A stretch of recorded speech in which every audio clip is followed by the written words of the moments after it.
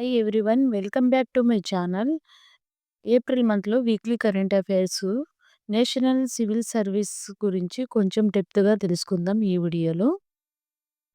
First one, జాతీయ civil service దినోత్సవం 2025 ఏ తేదీన నిర్వహించబడింది?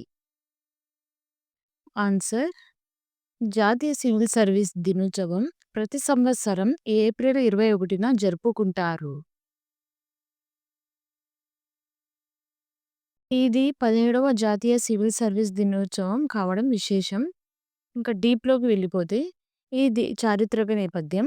ఈ దినోత్సవం యొక్క మూలం 1947 ఏప్రిల్ 21న భారతదేశపు మొదటి హోంమంత్రి సర్దార్ వల్లభాయ్ పటేల్ ఢిల్లీలోని మెట్కాఫ్ హౌస్‌లో మొదటి ఐఏఎస్ అధికారుల బ్యాచ్‌ను ప్రసంగించారు. ఆ ప్రసంగంలో ఆయన సివిల్ సర్వెంట్లను ఇండియాలోని స్టీల్ ఫ్రేమ్‌గా పేర్కొన్నారు. దేశ పరిపాలనలో వారి కీలక పాత్ర హైలైట్ చేశారన్నమాట. ఈ ప్రసంగాన్ని స్మరించుకుంటూ భారతదేశ ప్రభుత్వం కూడా 2006 నుండి ప్రతి సంవత్సరం ఏప్రిల్ 21న జాతీయ సివిల్ సర్వీస్ దినోత్సవాన్ని జరుపుకుంటుంది. దీని యొక్క ముఖ్య ఉద్దేశం ఏమిటంటే 2025 సంవత్సరానికి జాతీయ సివిల్ సర్వీస్ దినోత్సవం థీమ్ సమర్థ మరియు పారదర్శక పరిపాలన ద్వారా పౌరులను సాధికారిత చేయడం. ఈ థీమ్ సమర్థవంతమైన, సమానమైన మరియు బాధ్యతాయుతమైన పరిపాలన వ్యవస్థలను సృష్టించడంలో సివిల్ సర్వెంట్ల పాత్ర హైలైట్ చేస్తున్నారు.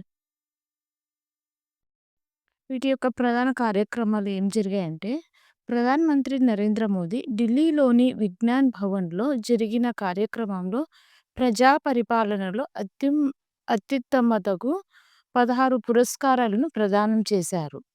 ఈ పురస్కారాలు నవీనత, ఆస్పిరేషనల్ బ్లాక్స్ ప్రోగ్రామ్ మరియు జిల్లాల సమగ్ర అభివృద్ధి వంటి రంగాల్లో విశేష సేవలందించిన అధికారులకు అందించబడ్డారు. మహిళల అధికారుల ప్రాతినిధ్యం 2023 ఐఏఎస్ బ్యాచ్లో 74 మంది మహిళా అధికారులు ఉండటం ద్వారా మహిళల ప్రాతినిధ్యం 41%కి చేరుకుంది. ఇది చారిత్రకమైన విషయం అన్నమాట.